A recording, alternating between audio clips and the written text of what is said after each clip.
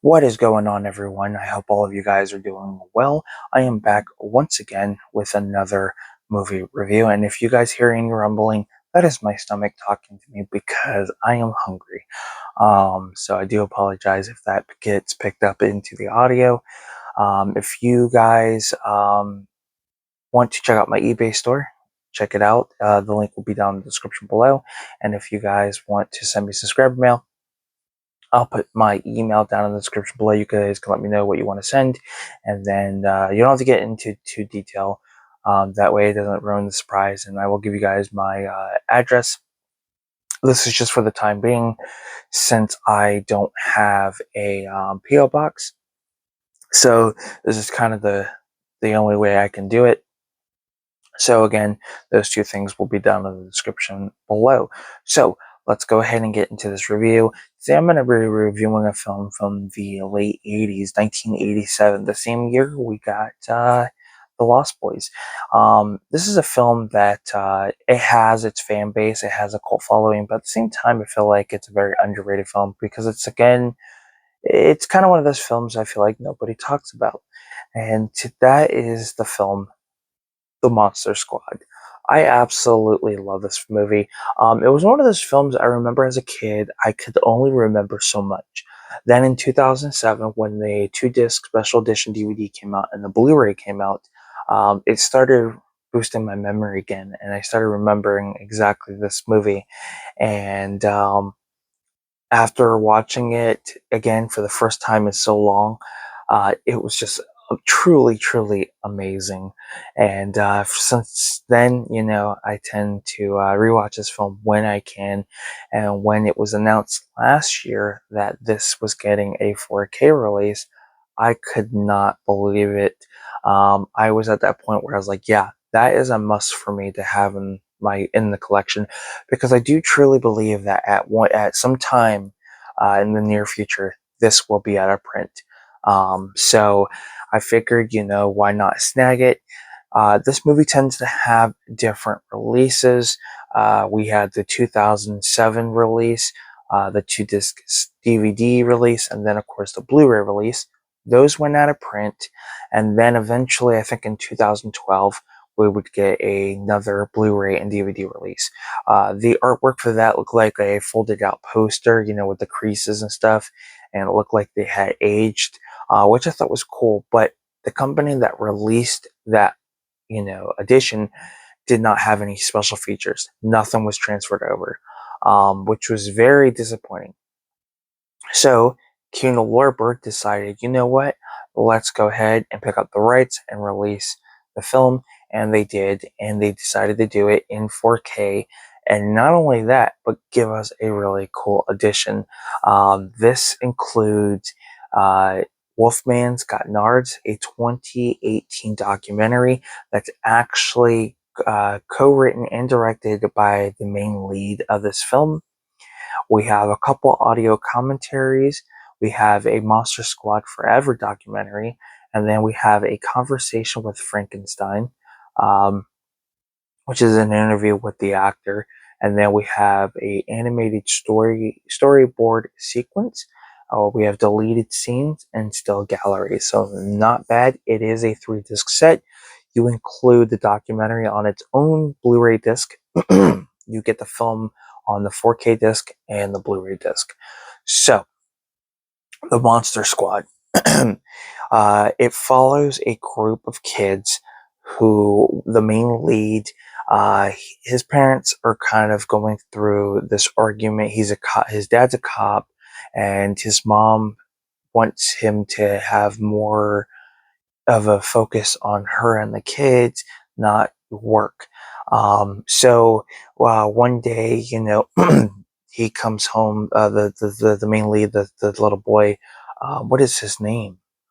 Um, I'm gonna see if that shows. Uh, it doesn't say. It does give you the actors who play the character, the horror characters.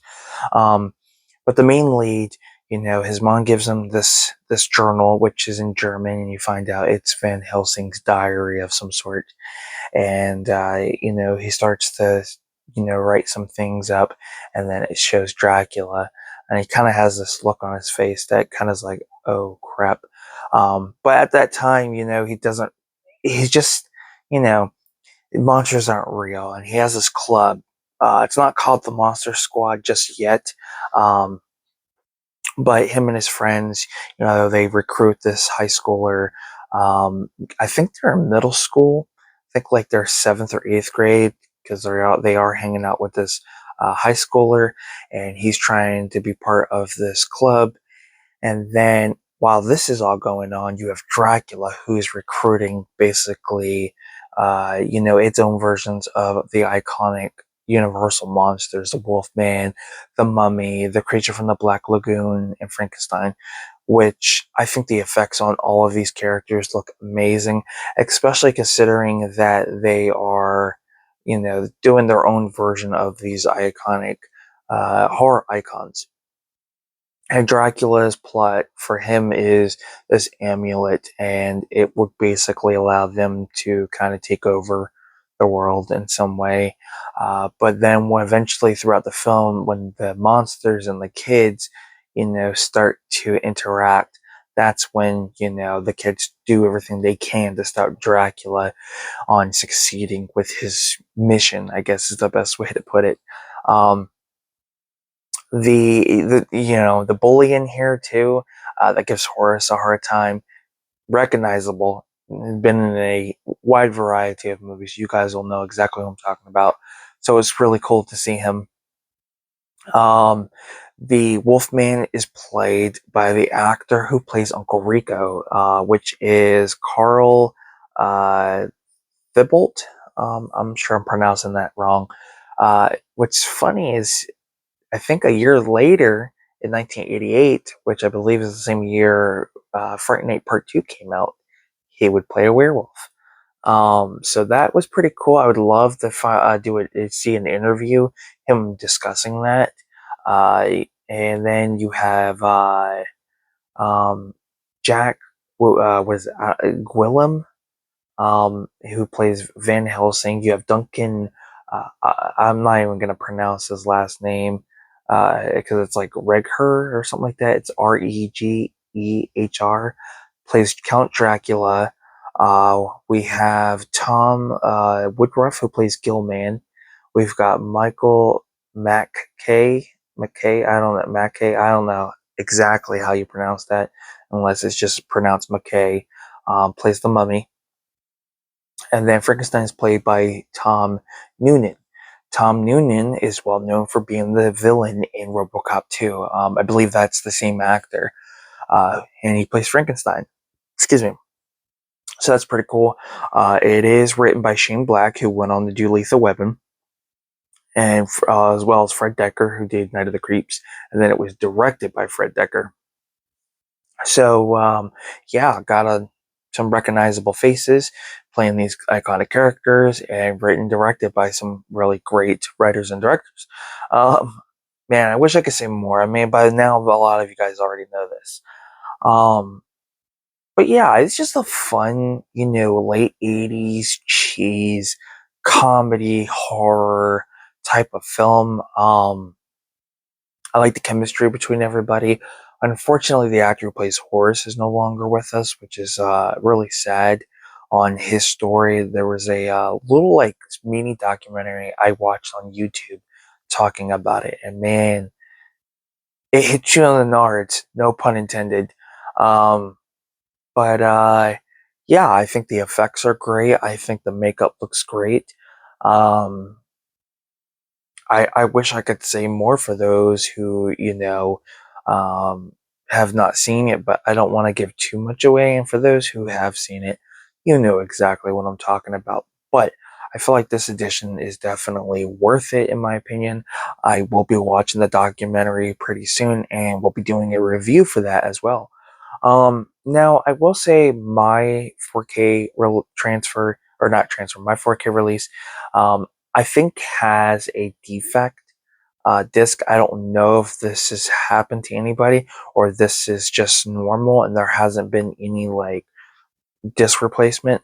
But at a couple specific scenes, you can tell the quality kind of goes from 4K to like a really bad like Blu-ray quality, and it gets like a little blurry in a couple scenes, not like the whole scene, but like at the very top, which was kind of weird. It kind of came and went, um, and then there was a scene where it just kind of just stopped, it froze.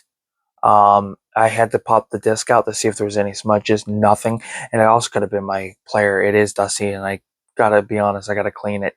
Um, but I was able to fast forward that just in case it did it again. But yeah, it was kind of weird. I'm not gonna go through the hassle of trying to return it and get a better disc. It is what it is. But I think the quality looks great for what it is. It does have some grain, which is expected. But nonetheless, I think it looks um, as good as it can be.